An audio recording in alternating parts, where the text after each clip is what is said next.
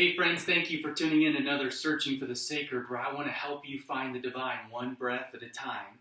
Well, today I want to answer the question that's sort of two parts. Would Jesus drink alcohol, and would Jesus go to a bar? This is a question that was requested, that was sent in to me. That you can always send in your questions if you are interested in me trying to address it. Searching for the sacred, trying to figure out what God thinks, what the Bible thinks about something. And this is a great question. It's kind of in two parts, so I'm going to address it in two parts. On one hand, you have a group of people that would say, absolutely not. Jesus would not drink alcohol. Jesus would not go to a bar. On the other hand, you have a group of people who would say, Jesus hung out with all kinds of people everywhere, including those who were far away from God, and sinners and all sorts of people. So what's the Bible say? What does God really think? Well, what about drinking alcohol? Let's tackle that one first.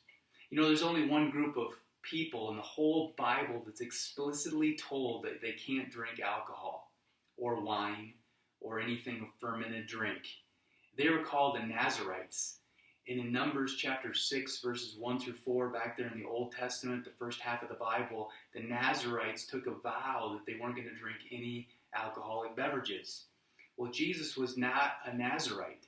He was a Nazarene. He was from Nazareth. And so he never took a vow as a Nazarite to not drink alcohol. Now, John the Baptist did. Remember him? John the Baptist was the person that came before Jesus that sort of ushered Jesus in. He did take the Nazarite vow, and he didn't drink alcohol. But Jesus never took that vow, and neither did Jesus' disciples. So at Jesus' first miracle, you might remember this, he turned water into wine. And people argue that maybe there wasn't any alcohol in that wine, and it was just grape juice.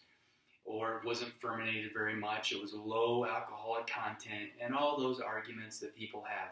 But the reality is the Bible actually says that he brought out the best wine at the end.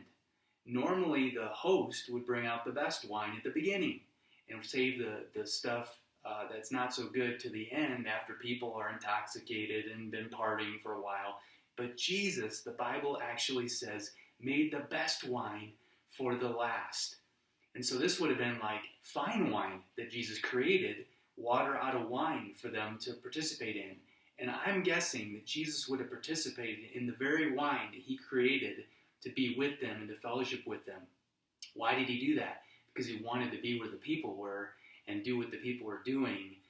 But he wouldn't have gotten drunk or intoxicated, but he wanted to be with them. So I'm guessing he drank the wine that he actually just created, which is mind-blowing and pretty cool to think about.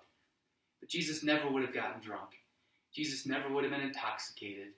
All the followers of Jesus, even today, would agree that intoxication and being drunk is not wise physically or spiritually to do, and God wouldn't want us to.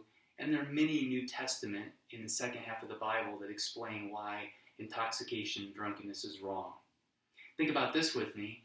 At the Passover celebration every year that Jesus celebrated that, all the way from being a little boy, all the way up, when it got to the last week before Jesus would die on the cross for the forgiveness of sins, he picked up the cup of the wine, making a new covenant, symbolic of his blood being poured out for us, and he drank it and gave it to the disciples to drink. It's called the Lord's Supper or communion. And in that cup would have been fermented wine, alcohol, that Jesus would have participated in with his disciples. It's interesting that Jesus made wine. I believe Jesus drank wine, and no doubt Jesus would have been okay with participating in drinking alcohol, because he did. The second part of the question, what about going to a bar? Would Jesus go to a bar? That's a different kind of question. Jesus went where all the people were hanging out. Jesus hung out with all different kinds of people. He hung out with people that were far away from God and people who thought they were close to God.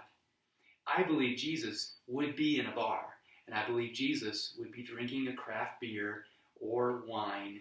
He would be participating in fellowship. But why would he do that? That's the bigger question. Why would Jesus hang out? Just for fellowship? Just to watch the game and eat wings? No, Jesus would have been there with a very intentional purpose.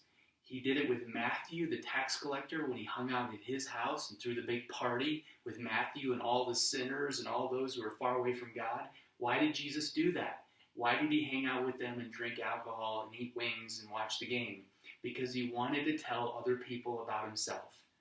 Jesus was very intentional and purposeful and mission-minded. He wanted to tell other people about himself. That's why he drank alcohol or hung out at bars or went where the people were and did what the people were doing.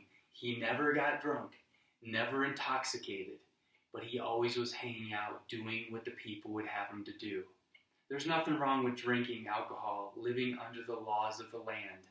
You know, we have to abide by the laws of the land, and so it's not just unwise to drink underage, but it's unwise physically and spiritually and against God to get drunk ever. But you can drink alcohol and not get drunk. Well, that was my shot at answering those two questions. I hope it was helpful. Be sure to check out the notes below where I'll list some verses from the Bible around these issues on this YouTube channel. And as always, I'm looking for thoughts and your questions and comments and discussion and topics for the future. So go ahead and list all that below. Thanks for tuning in again. I hope you have a great day.